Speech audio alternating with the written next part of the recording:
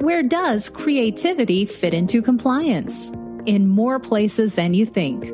Problem solving, accountability, communication, and connection, they all take creativity. Join your hosts, Tom Fox and Ronnie Feldman, on Creativity and Compliance, part of the Compliance Podcast Network. Hello, everyone. This is Tom Fox, back again with Ronnie Feldman for another episode of Creativity and Compliance. First of all, Ronnie, welcome back. Yeah, well, always good to be here with you, Tom. Back from summer hiatus, and you have been one busy boy. You have cranked out a new video series called Tales of the Hotline, and I wanted to maybe explore that series, have you talk about that a little bit, but really use that as a way to maybe take a deeper dive into storytelling and why you think storytelling can be so effective in the compliance space. This project that we worked on has been bubbling up in my mind for a couple of years now, and over quarantine time, we were able to actually work on it and build it, which is kind of nice. But the inspiration for this, there's a couple inspirations. One is the whole idea of, like, when I first got into the ethics compliance space, particularly you go to SCCE or ECI conferences and all that stuff. And then when you get out of the sessions and you're just chit-chatting with compliance officers, they always have all these great stories. They're all about how their employees have screwed up. Particularly if you get them at the bar, and they're not revealing names or anything like that. But every compliance officer has an amazing, interesting, fascinating story about the poor decisions that people sometimes make. I mean, you don't have to make it up. It exists. So I have to tell you that, I watch a show on Comedy Central called Drunk History. Well, so this show at its core, it's super silly, but they basically have comedians retell real stories about real things that happened in history, but they get boozed up beforehand so that the way they tell it is often funny. So the storytellers has these weird phrases and blah, blah, blah. But it's really fascinating, and I learned things. So I started thinking about how could we do that in the compliance space, and then you start looking about other storytelling examples, and podcasts are a great example of this. If you look up right now what are the most popular podcasts, it's like This American Life or Serial, and these are all a narrator telling all these interesting stories about different aspects of humanity. So it got me thinking about how it could really be used to tell stories about these hard to get at subject matter. We can mine real stories from the ethics compliance community, talk about all the interesting reasons why things happen. You can really get at the humanity of what happens in some of these gray area issues by weaving these stories. So I've actually broken it down a little bit about for the people who like to be more analytical about it. If you think about any good story, you don't even think about ethics compliance. If you think about, books, podcasts, videos, television shows you watch, there's interesting characters. There's a compelling character. There's heroes and villains, or protagonists and antagonists. And in ethics compliance, sometimes there's a villain, like sometimes there's the guy who retaliates, those kinds of things that are intentionally bad. So it's maybe okay to villainize those people in the story. But there's also, sometimes the protagonist isn't even a person. It's the complication of the rule. The rules are so complicated that it's hard for an employee to understand it. So you have a conflict that usually occurs in a story, and then the hero's journey is overcoming that conflict, and there's suspense. Are they going to do the right thing? Or are they not going to do the right thing? So anyway, the concept of stories. You can weave interesting imagery. You can make twists and turns. You can jump back and forth in time. You can have little asides and little metaphors. To me, it's just a really great, efficient technique for getting at these hard to get at subject matter. Ronnie, what do you find is really the appropriate length for not only grabbing but keeping a listener's attention in this type of story? Well, that's really interesting. Like if you look at how to do writing exercises about how to write a script or stuff like that, there is usually a first act, a second act, and a third act. So part of it is introducing the characters and humanizing them. And then there's sort of what we just said. There's like the conflict. There's the problem that they need to overcome. And so you need to introduce that. And then there's the suspense. Are they going to overcome it? Are they going to make good decisions or bad decisions? Here's all the things that they're thinking about. And then usually there's some sort of resolution. And it doesn't always have to be a happy ending. Sometimes from a teaching standpoint, the resolution is they did the wrong thing. But in the context of this story, you can teach on that or end on a cliffhanger and finish it later. So I think part of it is doing some of the things that we're talking about is focus on the human aspect of it. Talk like a human being. I'm talking about you, Mr. Lawyer there. You don't talk about policies. Talk about the things that people do and why they do them and why you think that they do them and what excuses they might have and why that might not be the best way to think about it. I think all that goes into keeping people engaged. Ronnie, is there any real behavioral science that backs up any of the learning techniques you try to incorporate into your storytelling? Yeah, it's a good question. So I don't claim to be an expert on this, although I've recently read some articles on this and a couple of studies, and you surprise, there is. I was reading this Harvard Business Review article, and it was talking about the fact that when you're telling a story, it's sort of you think of Roy Rogers back in the day was like the main way that people would communicate history. So it builds familiarity because it's sort of colloquial and informal. So that tends to kind of build trust. And like any kind of entertainment, I talk about like a lot of this in terms of comedy. Comedy opens people up to listening and learning. So this sort of style opens people up to listen and learn. It makes emotional connections, so it's easy to remember. I kind of said this already, but like the whole idea of nuance, like if you're making a scenario-based video, you're showing a scene between two people, you're seeing that scene. But a story allows you to talk about that scene, to bring imagery of that scene, to tell the before, the middle, and the after, to reference the policy, to talk about all these other little nuances that might not be able to be conveyed in a 2 or 3 person scene about something. So I love that that it's efficient in a way that you can convey these complex issues. The other interesting thing that came out that I read about this article was that, like, I hadn't really thought about this, but there's different types of people learn in different ways. There's visual learners, auditory learners, kinesthetic learners. So a good story has the mental pictures and imagery for the visual folks. For the auditory learners, obviously they can listen to the narrator's voice and the focus on the listening of it. And for the kinesthetic learners, which really taps into emotion and feeling. So the Harvard Business Review article was talking about how a good crafted story kind of hits all 3 different kinds of learning styles. Let me see if this would make any sense one way or the other. We've talked a lot on this podcast about stand-up and how you bring the techniques that you've learned and perfected over the years really to a learning experience for compliance. Is this type of learning based in any way on that, or is it something completely different?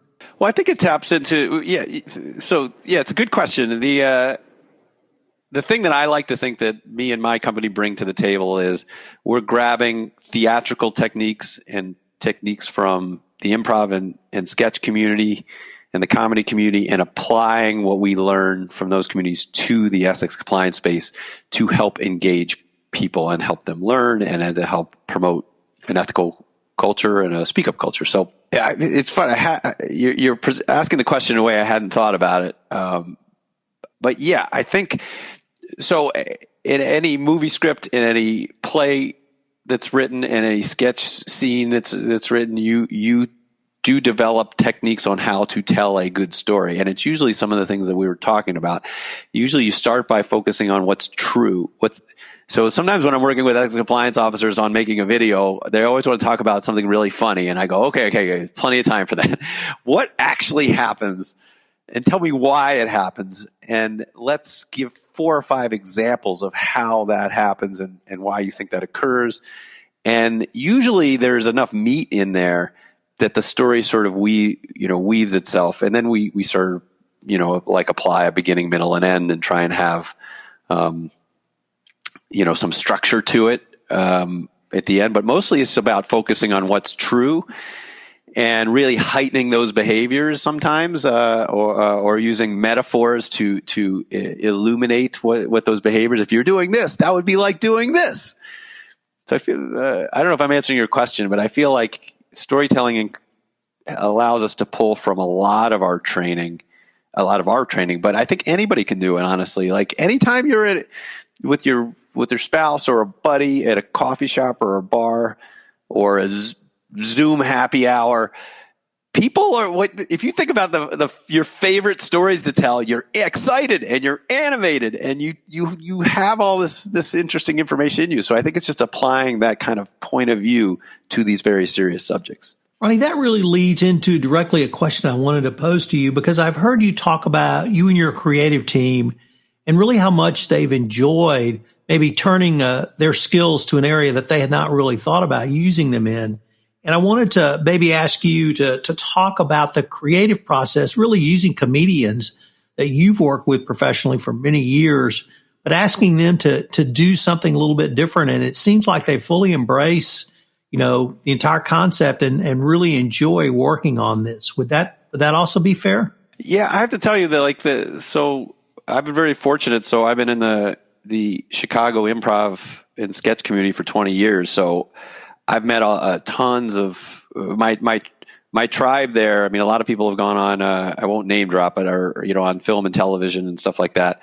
And a lot of people are right on the fringe of that. And those are the people that we use. So they are a talented group of people that are writing for shows that you see on, whatever ways you watch shows now. So they are talented. But one thing that they've told me is that they really enjoy working for this space, particularly because they view it altruistically. Like, sure, it's a gig, but we are creating content that helps people, that helps engage employees about very important subjects, versus like the other thing that a lot of my network does is they write for advertising. They write for the big ad agencies. And then so I'm going to rip on it a little bit, but they're less excited about writing something interesting to sell toothpaste than they are about writing something about how to engage a learner about how to be a better human being. They can get behind that. And then from a writing standpoint, it's sometimes fun to put a box around it. Like in corporate education, you can't curse and you have to be extra sensitive about,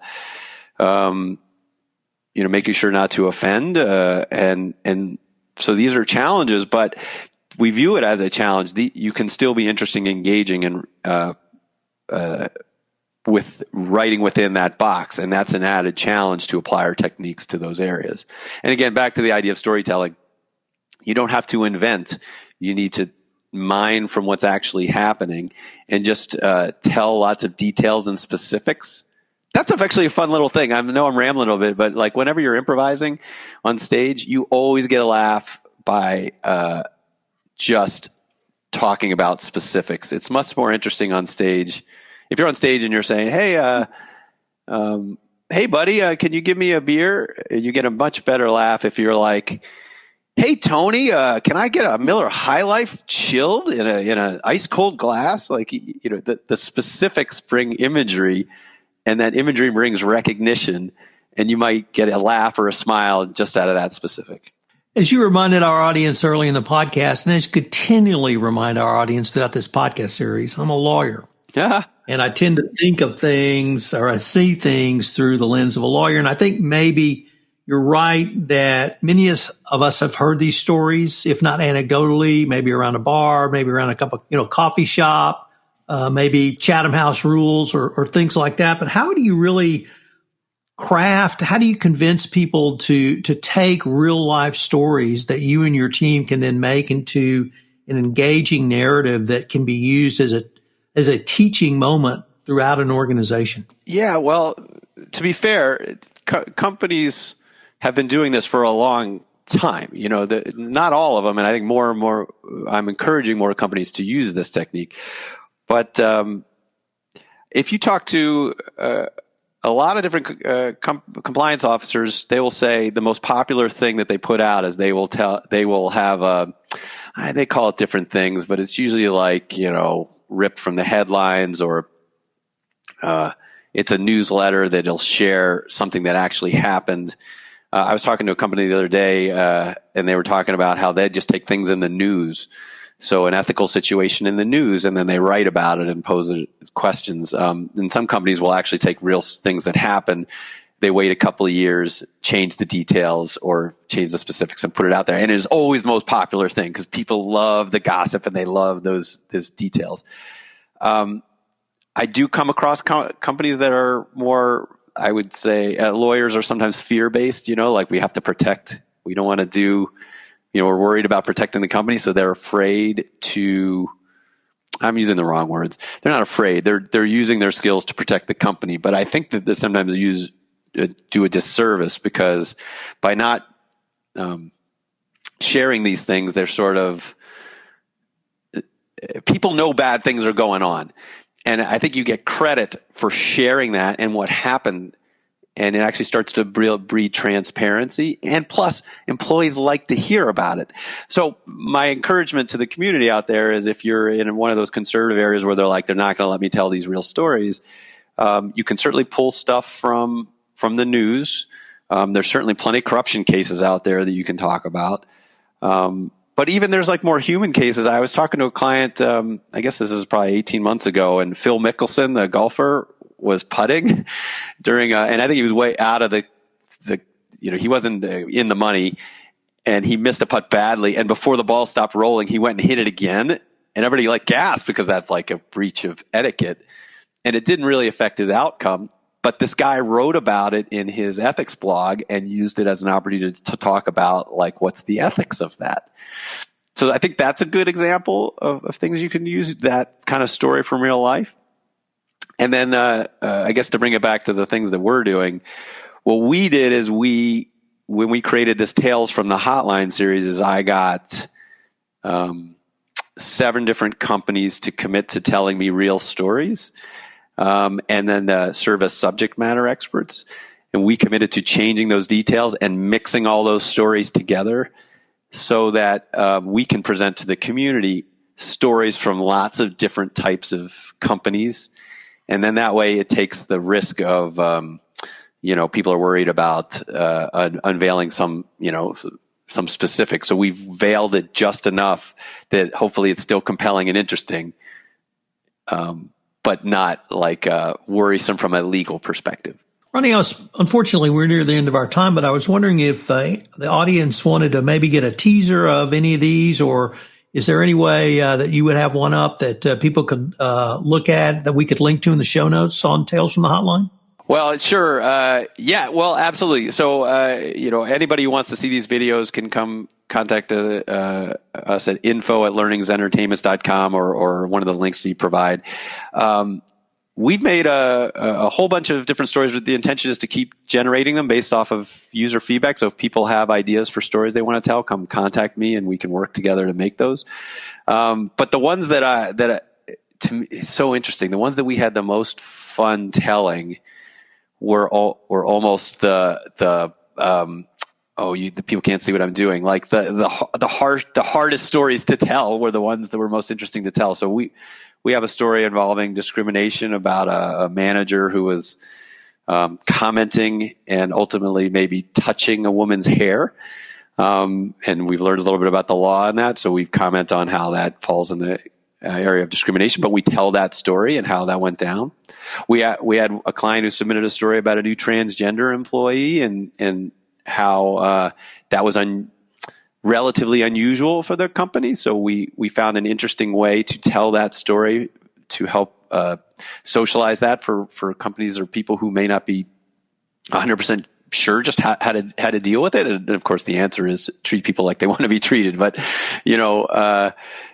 we have plenty of stories about corruption and bribery. We had, this one company submitted a story about in his previous company how a group of sales execs took a prospect on Safari and went on a safari animal hunt, and then social media came out and it was a big mess. So anyway, all sorts of good stories, good, meaty, interesting stories that we have. I want to leave you with just a thought. I think the most important thing is to focus on what's real. We have some sort of big stories that I think employees will really like, but sometimes it's better to focus on the small and the gray and the nuance, and there's certainly ways to tell that too. So the big takeaway we have found is that you can tell very serious stories, but have the storyteller be excited and interested and animated. Like we told our narrators, pretend that you were at a bar and your hands were waving and you're gesturing wildly and you're so excited to tell this very interesting thing, but they could have thought this, but they didn't think about that. And oh my God, there was a policy here that they didn't think about, but this is what they thought. So anyway, use your emotions, your animations, your excitement to tell these very serious stories. And I think that'll carry you a long way. Ronnie, I look forward to seeing what we can come up with next time. All right. Thanks, everybody.